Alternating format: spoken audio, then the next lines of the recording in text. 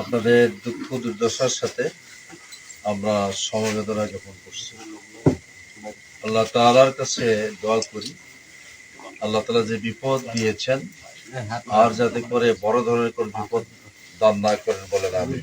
আমিন। আজকের এই প্রোগ্রামটির ব্যাপারে ব্যাখ্যা অনেকে দিয়েছেন, তারপরে অনেকে সারাদিন কি করলো এখন সন্ধ্যা আসলো কষ্ট থেকে যায়।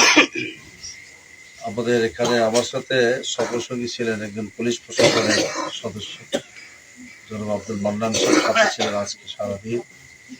আমরা ছিলাম ইয়েতে প্রায় 3টা পর্যন্ত ডোমার উপজেলার ভোগডাবড়ি ইউনিয়ন। ভোগডাবড়ি ইউনিয়ন মানে ভারতের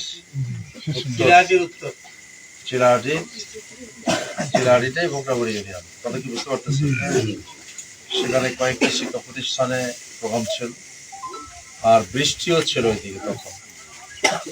এরপরে 3টায় আমরা আসলাম একটা জানাজা অনুষ্ঠানে। ডাক্তার ফজলাহান নাম শুনেছেন আপনারা? বিশিষ্ট ব্যবসায়ী এবং বিশিষ্ট চিকিৎসক। ওনার জানাজা শেষ করে আমরা যখন ডেবলায় আসলাম তখন আমারই প্রতিষ্ঠানের এক স্টুডেন্ট নাম হাবিবুর রহমান ফাজিল পাস, সে নাবিল গাড়িতে কাজ করে। গতকালকে নাবিল গাড়ি অ্যাক্সিডেন্ট করছে, জানেন আপনারা? নাবিল গাড়ির এসি গাড়িতে সে সুপারভাইজারি করত। অন্যরা একটু আহত হলেও সে সাথে সাথে যখন টাঙ্গাইলে এসে ট্রাকের সাথে সংঘর্ষ বাঁধে, এই পরক্ষণেই তাকে ঢাকা নিয়ে যাওয়ার পথে ইন্তেকাল করে।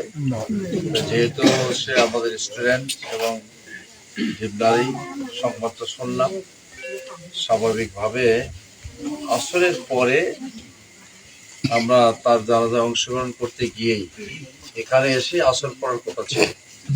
এখানে এসে আসর পড়লেই আপনাদের কোন মানুষের ক্ষোভ থাকতো না। এমনিতে কোনো ক্ষোভ নেই। না, হতে পারে, হতে পারে। আবার দেখেন আসর নামাজ পড়ার পরে বৃষ্টি আসলো, আমরা মসজিদে আটকা পড়ে গেলাম ওই আসরের সময়, যার কারণে আধা ঘন্টা লেট হচ্ছে আবার জানাজা। এই জানাজা শেষ করেই দ্রুততম সময় আমরা রওনা দিয়ে আপনাদের এই এলাকায় এসে একটু দেরি হলেও নামাজ আদায় করলাম মাগরিবের, যার কারণে পৌঁছতে দেরি হলো। তাহলে বুঝতে পারতেছেন যে আমরা মানে কাজের মধ্যেই রয়েছি। আশা করি ক্ষমা সুন্দর দৃষ্টিতে তাকাবেন। প্রিয় ভাইরা ও বোনেরা, আপনারা আমাদের ভাই ও বোন, আপনারা বিপদগ্রস্ত হলে আমরা কষ্ট পাই। আপনারা এই পানিতে পড়লে, পানিতে ডুবে থাকলে আমরা কষ্ট পাই। একটা মানবিক মন তো সকলের আছে, সুখের শান্তিতে আমরা বসবাস করতে চাই। আল্লাহ তাআলা যদি বলেছেন জারাল ফাসাদ ফিল বাররি ওয়াল বাহরি